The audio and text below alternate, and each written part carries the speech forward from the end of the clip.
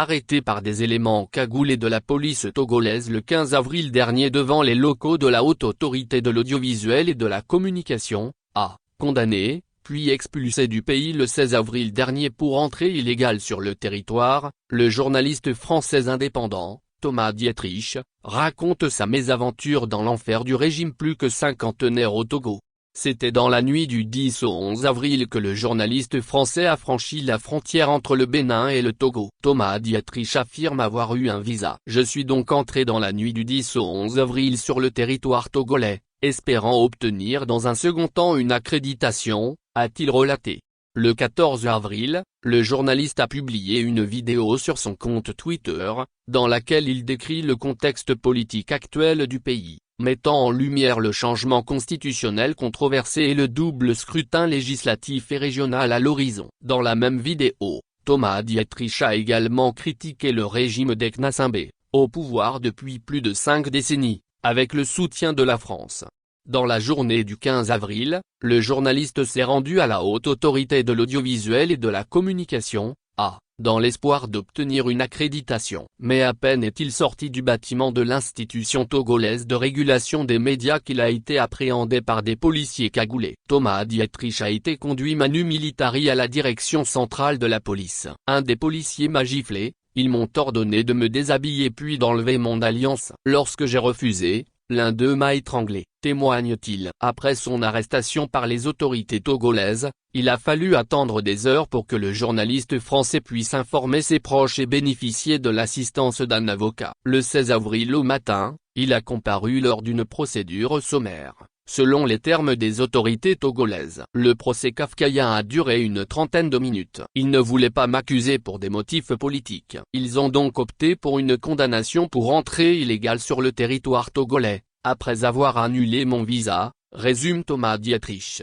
Condamné à 6 mois de prison avec sursis, assorti d'une amende avec sursis, d'une expulsion ainsi que de 5 ans d'interdiction du territoire togolais, Thomas Dietrich reconnaît que sa vidéo a été la cause de cette réaction des autorités togolaises. C'est clairement ma vidéo qui a posé problème. Les policiers me l'ont dit, tu as insulté notre président. Le reste n'était qu'un moyen détourné pour m'empêcher de couvrir la révision de la Constitution et les relations entre la France et le Togo, ajoute-t-il.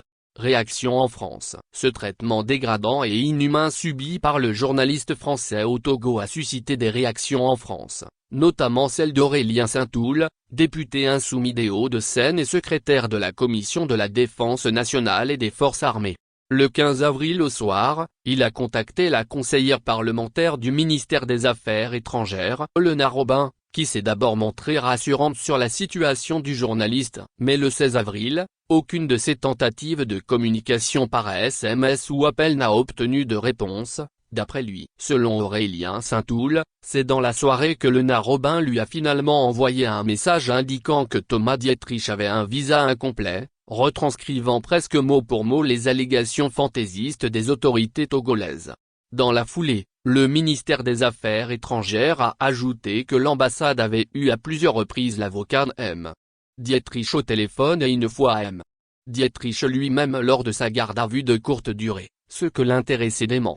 J'ai passé environ 29 heures en détention, ce qui n'est pas vraiment de courte durée. J'ai eu l'ambassadeur au téléphone pendant environ 15 secondes. Il voulait savoir si j'avais été maltraité, mais l'officier de police judiciaire se trouvait à côté de moi à ce moment-là. Dire qu'ils ont suivi la situation avec attention est absolument dingue. L'ambassade n'a pas répondu aux appels de Reporters sans frontières ou de journalistes qui s'inquiétaient de mon sort entre lundi et mardi, poursuit Thomas Dietrich.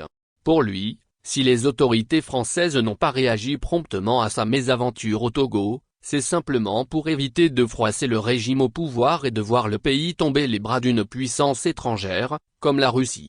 Elles n'ont pas communiqué sur cette affaire. Ce serait bien que la diplomatie française se positionne sur les violations des droits d'un journaliste, plutôt que de les laisser être maltraités. Elle est complètement tétanisée, n'osant plus rien dire, par peur de froisser le Togo et de le voir tomber dans les bras d'une puissance étrangère, comme la Russie. Il y a une véritable perte de puissance de la France, conclut-il. Thomas Dietrich annonce sa volonté de porter plainte pour violence contre les autorités togolaises.